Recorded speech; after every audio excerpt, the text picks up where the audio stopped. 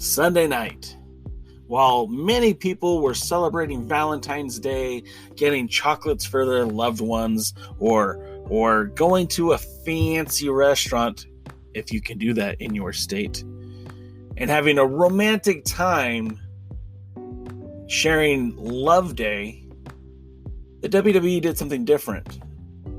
The WWE presented NXT TakeOver Vengeance Day. And on the pre-show, well, we had some fireworks, didn't we, right? If you guys were watching the pre-show on the WWE Network or on any of the social media applications that they air those pre-shows on, you saw some familiar faces. Now, obviously, if you've watched NXT for any period of time, you would know that Wade Barrett, formerly of NWA Power, and Stu Bennett, well, I mean, they've been on that, he's been on that program for quite some time. But the surprise is when we saw Eli Drake. Eli Drake showed up on WWE programming and consequently has signed with the WWE to be a part of the NXT roster. In fact, the WWE called Eli Drake one of the highest sought after free agents. Hey guys, this is the Alliance Blog Podcast, a presentation of alliance-wrestling.com. My name is JCal, and I'm thrilled for my guy Eli Drake. I'm thrilled for the former NWA Tag Team Champion to make his return to the WWE, but man, oh man, that's gotta burn for the NWA. We're going to talk more about that in just a minute. I hope you'll stick around to hear more.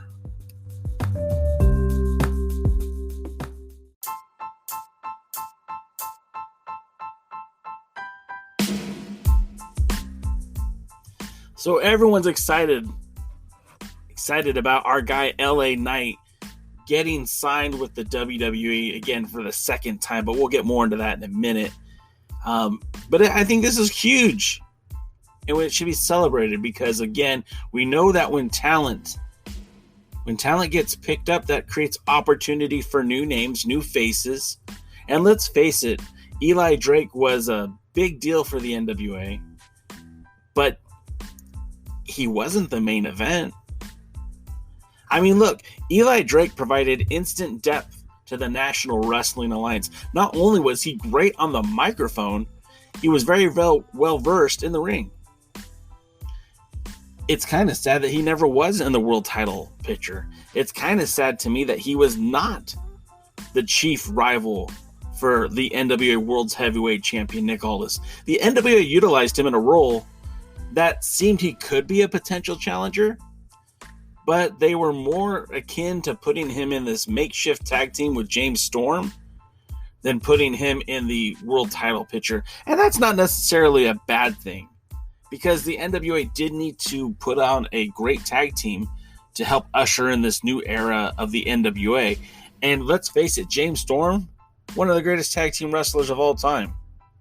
And putting him and Eli Drake was instant credibility for that tag team division. And again, when they won the tag titles at Hard Times by defeating both the Rock and Roll Express and the Wild Cards, I mean, of course, they didn't get to do a whole lot with those belts, but they were expected to be a part of the Crockett Cup. They were expected to usher in this new era for the NWA. Of course, COVID-19 put a halt to all of that. We know that James Storm was wrestling without a contract for quite some time for the National Wrestling Alliance. And it would seem that maybe Eli Drake was without a contract for some time too. Now, we do know that Drake and Storm defended the tag titles for a final time on Primetime Live, the pay-per-view, where they would drop the belts to J.R. Kratos and Aaron Stevens.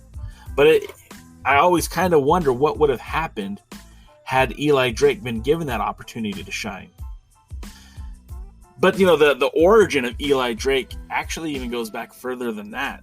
I mean, before there was LA Knight, there was Eli Drake. Before Eli Drake, there was Shawn Ricker. Now, Shawn Ricker first appeared for TNA Wrestling on February the 16th, 2015.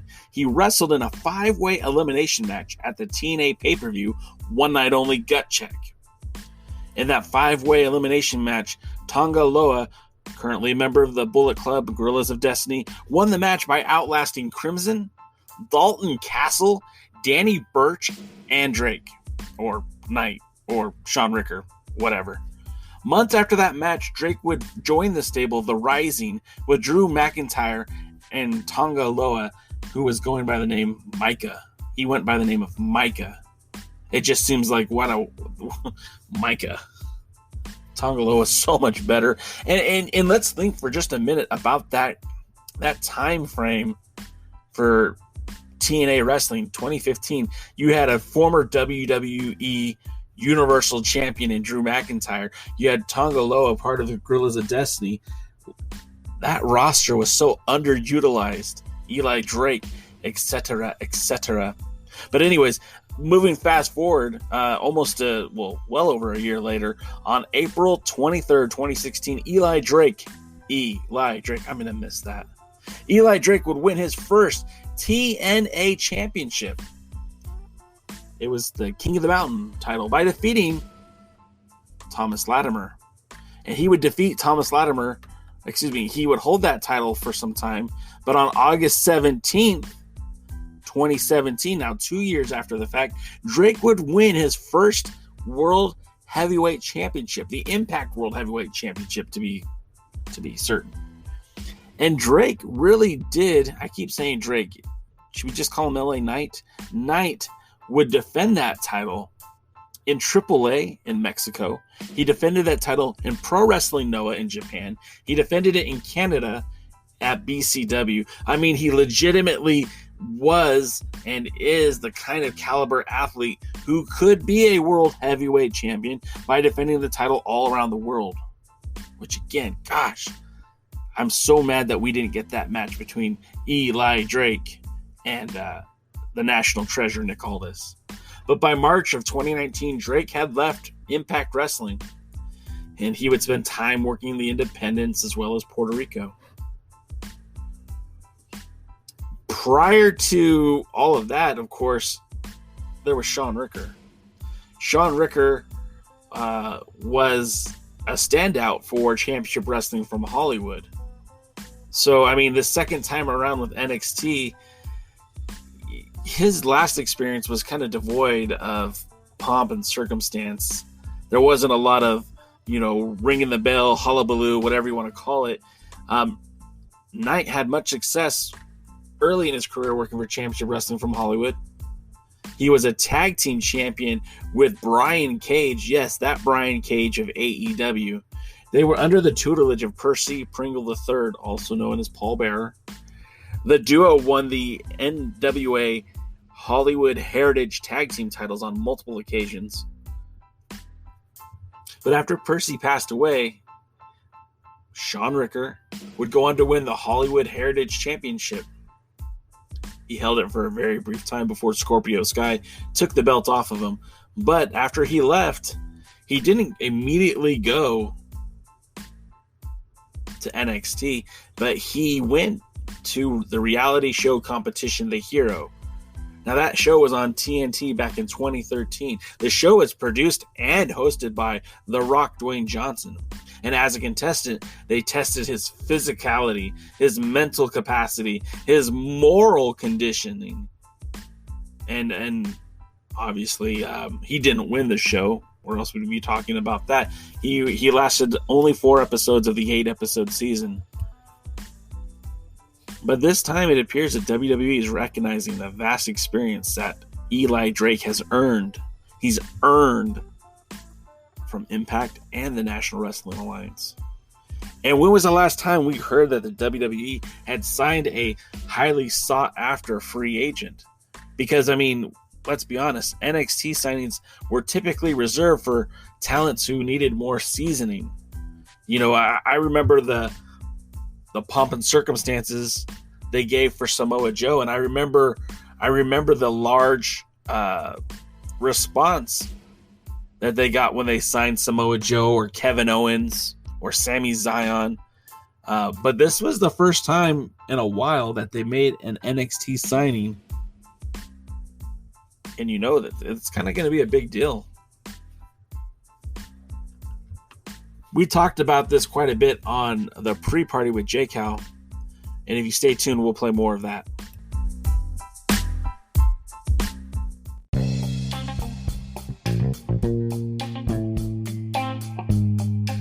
Okay, so let's get on with this. Apologies. Sunday morning, if you guys are watching NXT, you probably saw that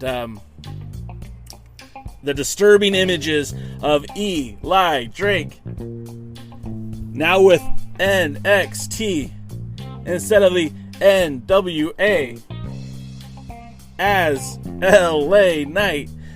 It was caught everyone by surprise. I mean, Eli Drake, now LA Knight, even kind of said publicly that he had to kayfabe his move to Florida, telling people that he was actually moving to Atlanta so that he could get to Florida without ruining the surprise of him signing with NXT. And a lot of people, in terms of fans, especially the fans of the National Wrestling Alliance, declare this like the death knell, if you will, for the brand, because Eli Drake, LA Knight, was such an important figure for the National Wrestling Alliance, and it really kind of took the wind out of the sails for a lot of the fans, because they thought that Eli Drake was going to be a big part of the future of NXT. But I want to remind people a few things, and that is,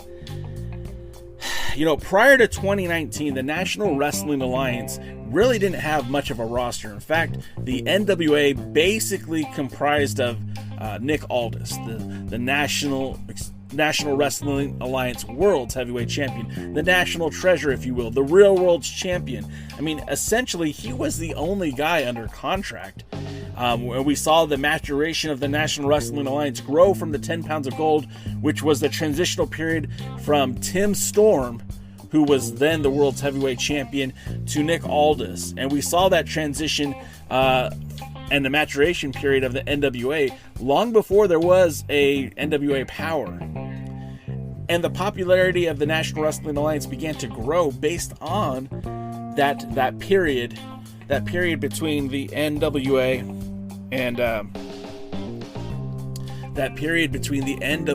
and from 10 pounds of gold to NWA Power. Sorry, I got distracted there, guys. And the problem with that is we all got accustomed to something that wasn't actually real. We all thought that, when we watched NWA Power from the first time and we saw this complete roster, this murder's row of promos and wrestling, these great talented men and women, we were under the impression that this was it. Like, this was a roster, but that actually wasn't true either. Gosh, Dave Scooby, I swear to God, you read my mind. From launch, Billy Corgan said that the National Wrestling Alliance was going to have a core roster where they would filter in talent back and forth. Talent would come, talent would leave. This was true to the old territory days. If you go back and watch some of the Jim Crockett promotions or Championship Wrestling from Georgia Championship Wrestling, or Mid-Atlantic Wrestling, back in those days, you had your world's heavyweight champion. You had a lot of staples of the roster, but talent would come and go quite frequently. There was a wrestler some of you might know by the name of Classy Freddie Blassie, who was one of the biggest stars in Los Angeles as a heel. Literally, fans of that era would come to the ringside area in an effort to stab him. Like, this is legit. He drew so much heat in Los Angeles that he was hated. He was in blood feuds. But then he'd go to Georgia. He'd go to Atlanta and wrestle for Georgia Championship Wrestling. And he was a beloved babyface there. And it's how they kept the rosters fresh. It's how they kept talent in and out. And then, when Freddie Blassie was done in Atlanta, he would come back to Los Angeles and then was celebrated as a hero, as a babyface, and started that feud with John Tolos, and really took the LA market by storm. But you need to have those breaks, and that's what how the NWA is unique. When Colt Cabana showed up, we all kind of assumed he was part of the show, but he was able to come, do his thing, and leave. We had Ken Anderson come in, do his thing, and leave. We had Scott Steiner briefly for a while come in, do his thing, and leave. And that was always the plan for Billy Corgan. It was always supposed to be this carousel of talent that would come and go. So when the NWA lost guys like Eddie Kingston and Ricky Starks, people didn't really think a whole lot of it because the NWA was, in the pandemic pause. But that was always the plan. Eddie Kingston wasn't even under contract throughout the entire run of NWA Power. He was without a contract. He had a handshake agreement. And, I'm not saying that he didn't benefit from his time in the NWA, because obviously, had it not been for this time with the NWA, that national spotlight, he might not have ever gotten an opportunity to showcase himself in AEW. The same thing could be said for Ricky Starks and even Zicky Dice. All of these talents benefited from their time with the NWA, but didn't get to that next level without spending their time in the NWA, but they weren't under these long-term contracts. We know for a fact that Thunder Rosa is signed through 2021. We recently heard at the end of 2020 that Nick Aldis would be re-signed. But over the last 12 months, we had heard about, James Storm without a contract. We heard about Royce Isaac asking for his release. We knew that a lot of the talents, Tasha Steeles was without a contract. We know that Marty Bell and Allison Kay all of their contracts were allowed to expire with perfectly good expectations and reasons, because the NWA wasn't even running live events. And a lot of people, again, are exclaiming that the NWA is dead because, they're not running shows, they're losing all the talent. But I don't think that that's far off from the plan. As my friend over here, Dave Scooby, said, the NWA is an idea, not a single person. Change is good. Glad for Eli getting another shot in the WWE. I would even take it a step further in saying that the NWA, the biggest star for the National Wrestling Alliance, the biggest name in the NWA is not Nick Aldis. It's the 10 pounds of gold. It's the grandfather of professional wrestling. And if it wasn't for the NWA, if it wasn't for that 10 pounds of gold, there might not be a lot of the wrestling promotions you see today. So, yes, I'm disappointed that we never got Eli Drake versus Nick Aldis, because I felt that that's what the whole entire first season of NWA Power was building towards. And even though it didn't come to fruition, even though it didn't actually happen, I really felt like that's what they were building towards. But like I said, from launch, Billy Corgan always said that there'd be a revolving window of talent. And,